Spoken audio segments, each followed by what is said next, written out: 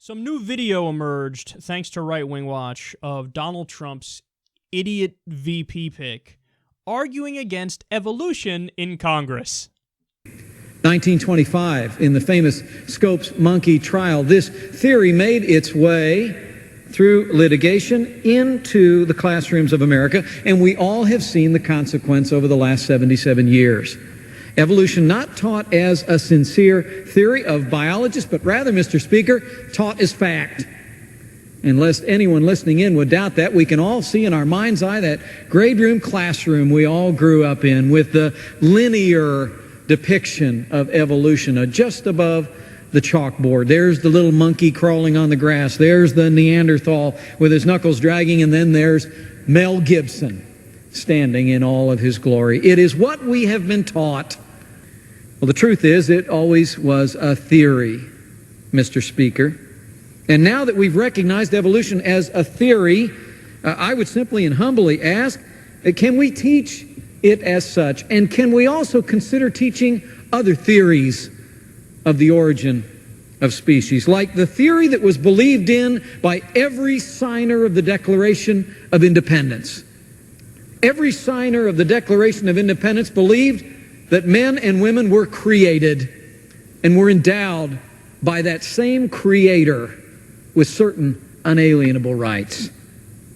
The Bible tells us that God created man in His own image, male and female, He created them. And I believe that, Mr. Speaker. I believe that God created the known universe, the earth and everything in it, including man. And I also believe that someday scientists will come to see that only the theory of intelligent design provides even a remotely rational explanation for the known universe. But until that day comes, and I have no fear of science, I believe that the more we study the science, the more the truths of faith will become apparent. I just would humbly ask, as new theories of evolution find their ways into the newspapers and into the textbooks, let us demand that educators around America teach evolution not as fact, but as theory, and an interesting theory to boot. But let's also bring into the minds of all of our children all of the theories about the unknowable, that some bright day in the future, through science and perhaps through faith, we will find the truth of from whence we come. And I yield back. I can't believe that people this ignorant have this much power. And you heard him at the end. Well, yeah, Mr. Speaker, let's teach all the theories. That's what we need to do. Do you really want to teach all the theories? Is that what you want to do? Okay. When do we start teaching the Quran in science class? All of a sudden, did I say all the theories? I meant the one I like. And that's it. Yeah, please. When we start having a conversation about Vishnu, when we start having a conversation about Muhammad, when we start having a conversation about Greek gods or Roman gods or tribal gods of the Amazon or Native American interpretation of gods or paganism or Scientology, oh, come on now. That's obviously not true. We can leave those off. Oh, right. So as Richard Dawkins brilliantly said, you're an atheist when it comes to all the other gods of the different religions except your own. By the way, this is Mike Pence on good behavior. You're like, hold on now. What? Yeah, no, he believes in creationism. Here, he softened it for the congressional record. So what did he say? Oh, I believe in intelligent design.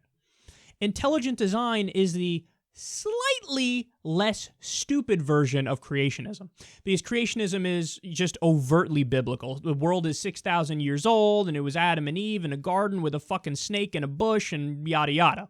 Whereas intelligent design is just, evolution happened, see, aren't we reasonable? But there are gaps, and where there were gaps, God came in and He was like, alakazam, alakazoo, magic wand, doodly doo, and then boom, He fixed everything. And then, okay, so see, before the monkey didn't have a rib because there was a missing thing in the fossil record. Now the monkey has a fucking rib because God. Huh? How did the fish eventually walk on land? How do you explain that gap? Jesus, bitch, God, that's how you explain it.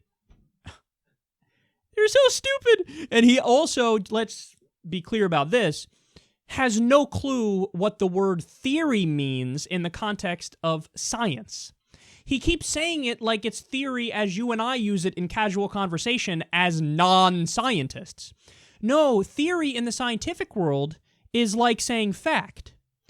Theory like me and you use in casual conversation, that word in the scientific world is hypothesis. So this dipshit doesn't understand basic science terminology and doesn't understand that when you say theory in the scientific realm, that means fact! He's like, yeah, it's a theory, and we should teach all the theories.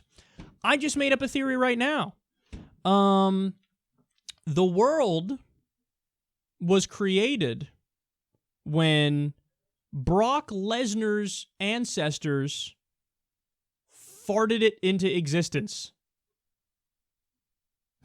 Some of you are like, who's Brock Lesnar and why are we talking about farts? I agree on both counts. I barely know who Brock Lesnar is, a UFC fighter, WWE fighter. But, okay, I can make up a theory, and it doesn't mean dick. Flying Spaghetti Monster is made up. It doesn't mean dick. We made those up now, so it's obviously ridiculous.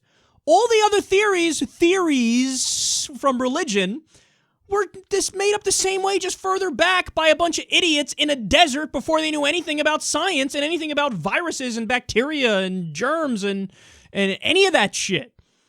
So it's amazing that people this stupid are in positions of power in the United States. And this is a guy who said, we covered this story yesterday, Rush Limbaugh is the reason why I'm here.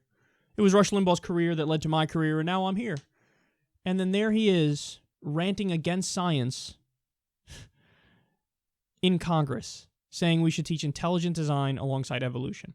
No, evolution is fact, aka scientific theory, and it's the only game in town when it comes to the explanation of how we are who we are, however the fuck you say it, and all the other ones are made up and not connected to reality and religious, mythical garbage.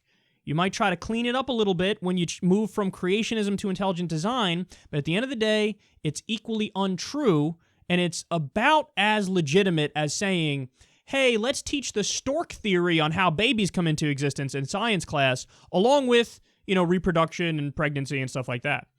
Or not.